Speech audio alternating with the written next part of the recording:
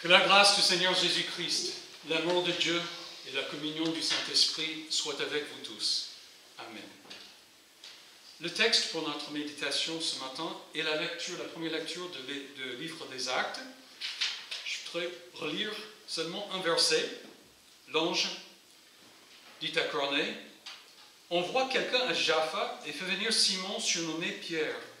Il te dira un message par lequel tu seras sauvé, toi et toute ta famille. » Voici l'évangile du Seigneur.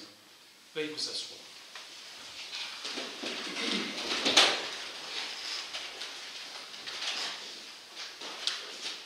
Souvenez-vous de cette parole de la Bible. Toute l'écriture est inspirée de Dieu et utile pour enseigner, pour convaincre, pour corriger, pour instruire dans la justice, afin que l'homme de Dieu soit formé et équipé pour toute œuvre bonne. C'est par le moyen de la parole de Christ que le Saint-Esprit nous appelle et nous amène à la foi en Jésus-Christ. Je pense que nous devons tous connaître cette vérité fondamentale parce que nous l'avons apprise du catéchisme. Pourtant, elle peut avoir un aspect théorique. Eh bien, l'appel et la réception de Corneille et de toute sa famille dans l'Église nous donnent un exemple très concret et pratique de la vérité que c'est la parole de Dieu qui nous amène à la foi en Christ.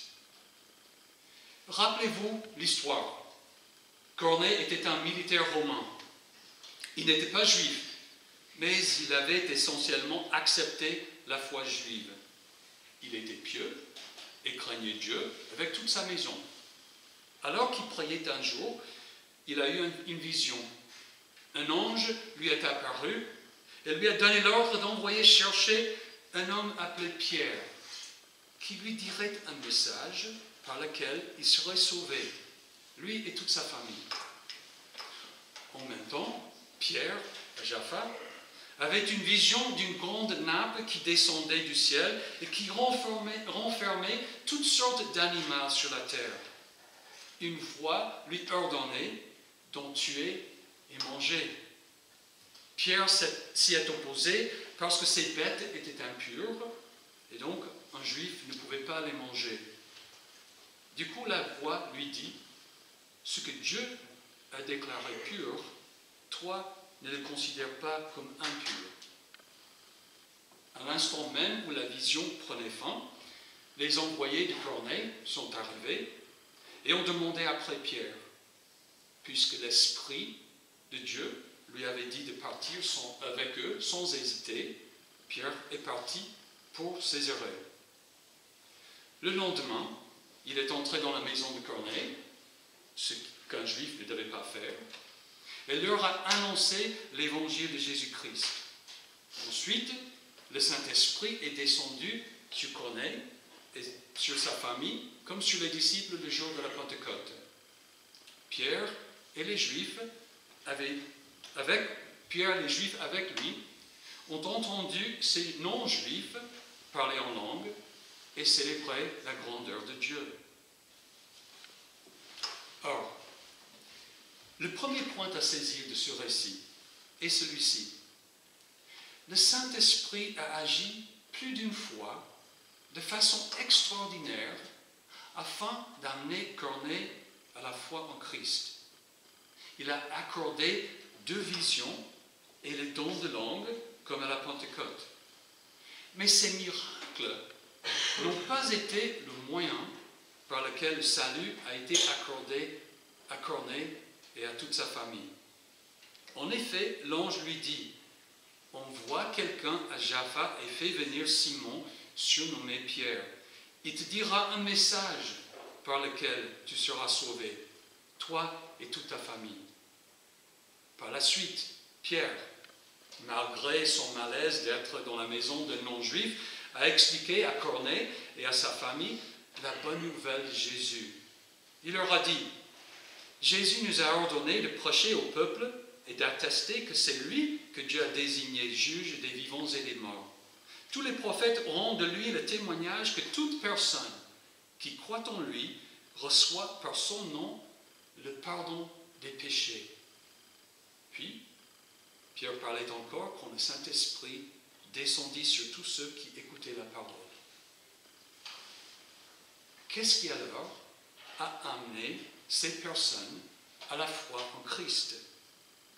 L'Évangile, la parole de Dieu. L'ange qui est apparu à Corneille ne lui a pas parlé de Jésus. Il lui a plutôt dit d'envoyer chercher Pierre, qui lui dirait un message par lequel il serait sauvé, lui et toute sa famille. Est-ce que l'ange aurait pu lui raconter l'Évangile? Je suppose que oui, mais ce n'est pas ce qui s'est passé. Ce n'est pas comme ça que le Saint-Esprit agit. Il n'envoie pas des anges nous prêcher. Il nous transmet l'Évangile par un intermédiaire humain. Le message est tantôt écrit, tantôt prêché. Peut-être que nous l'avons entendu à la radio ou à la télévision, mais nous écoutons la parole et ainsi nous parvenons à la foi en Christ. L'expérience de Corneille par rapport à la parole est-elle unique? Est-elle unique? Pas du tout. C'est la norme à travers la Bible et toute l'histoire humaine. Rappelez-vous l'exemple de l'homme riche et de Lazare. Le riche voulait que Lazare ressuscite des morts pour aller avertir ses frères, de peur qu'ils ne meurent incrédules et se retrouvent à l'enfer. Abraham lui a répondu, pas question. Ils ont Moïse et les prophètes qui les écoutent. S'ils ne les écoutent pas, ils ne se laisseront pas persuader, même si quelqu'un ressuscite. Ou bien pensez aux gardiens de la prison de la ville de Philippe, où Paul et Silas ont été incarcérés. Il y a eu un tremblement de terre qui fait ouvrir les portes de toutes les cellules et détacher tous les liens des prisonniers. Un miracle. Mais le miracle n'a pas sauvé le gardien.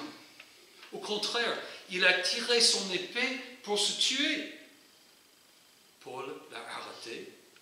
Puis le gardien s'est jeté, tout tremblant, aux pieds de Paul et Silas et leur a demandé ce qu'ils devaient faire pour être sauvés.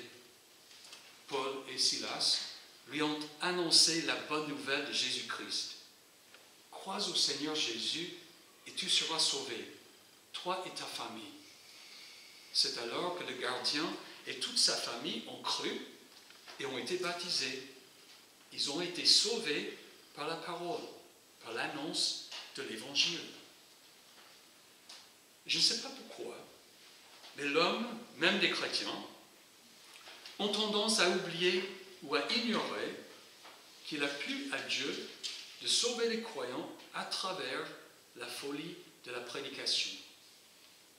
Pas par les anges, ni par les miracles, ni par les dons extraordinaires de l'Esprit. Ces choses préparent bien sûr l'homme à l'écouter et à recevoir l'Évangile. Mais c'est l'annonce de l'Évangile par un être humain qui crée la foi et qui nous sauve.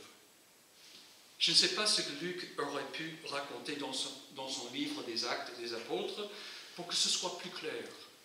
En fait, le texte que nous méditons commence par cette phrase.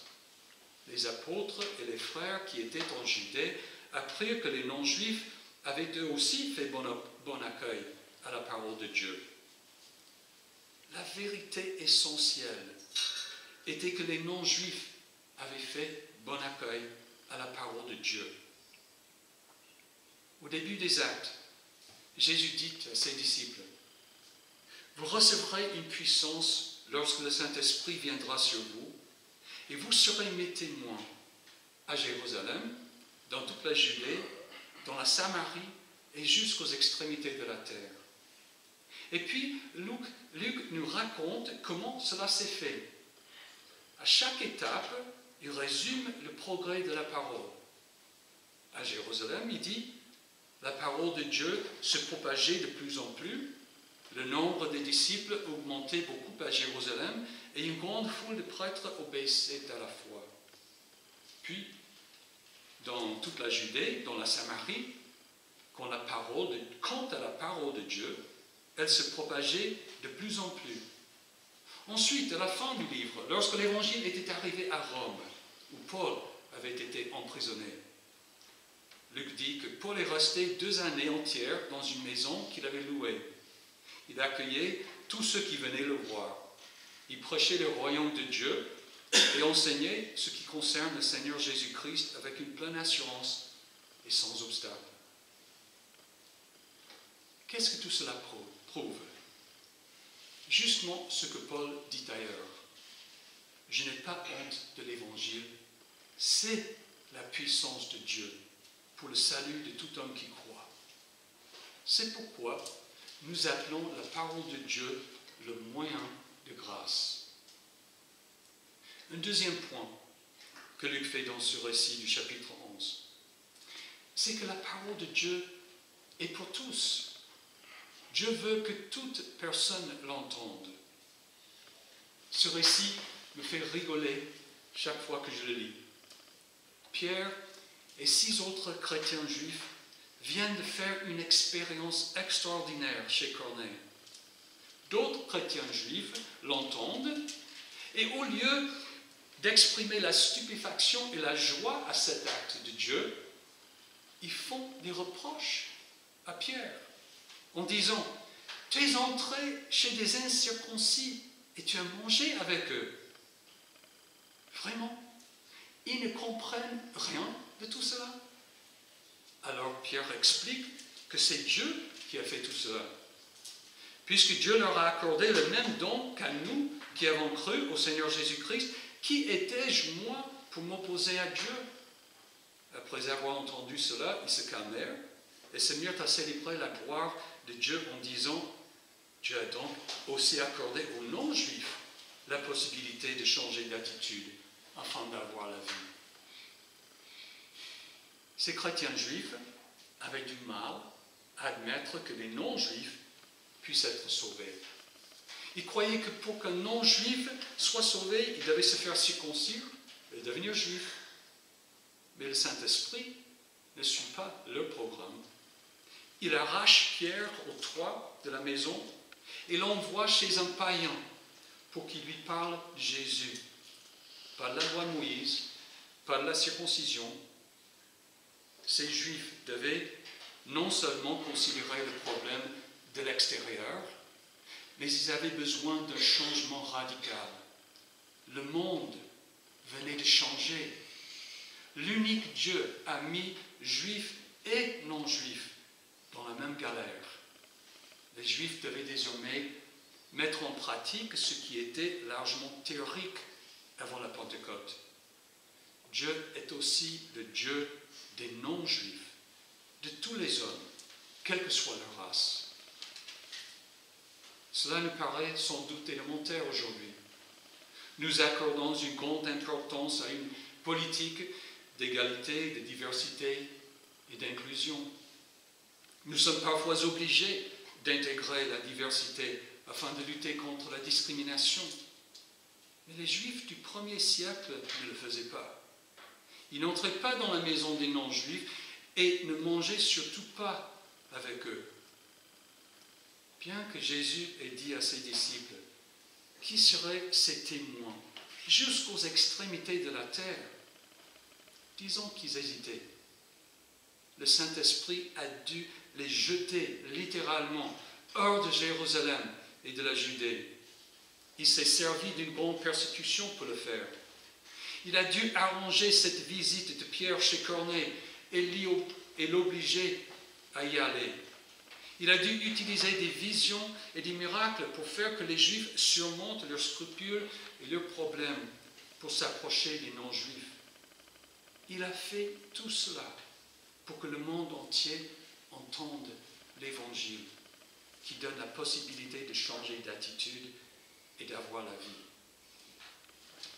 Cette parole de Dieu nous instruit et nous forme en tant que disciples de Jésus-Christ.